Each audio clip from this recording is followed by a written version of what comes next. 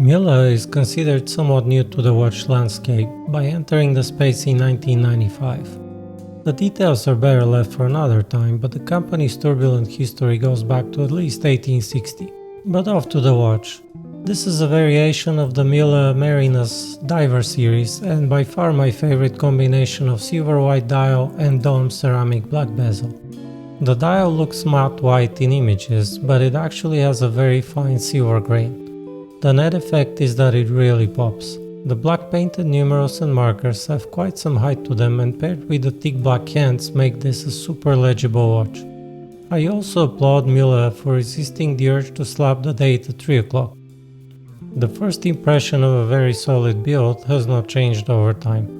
Beefy crown guards, solid grippy bezel, drilled lugs with massive screws, 300 meters water resistance, 2.5mm thick sapphire with anti-reflective coating. Everything points to a solid diver watch. At 44mm this is not a small watch, and there's my wishlist item number 1.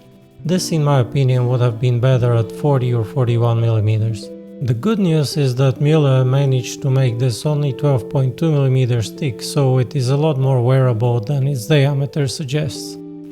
Speaking of thickness, if Mühle would have opted for a solid case back, they might have been able to shave off another 2mm. So what does the case back in question show? It's a version of the SW200-1 produced for the company. It sports a cold and technical looking finishing which, in my opinion, pairs well with the watch. It also shows what is unfortunately still very prevalent in the watchmaking industry, and that is a movement that is too small for the watch.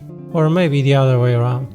The size of any watch is up to a point design decision, but I wish companies would stop slapping display case backs on 44mm watches with 25.6mm calibers inside.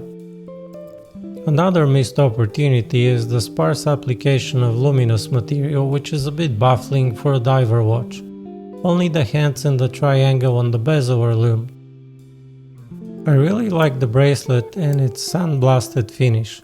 The buckle also comes with a handy diver extension.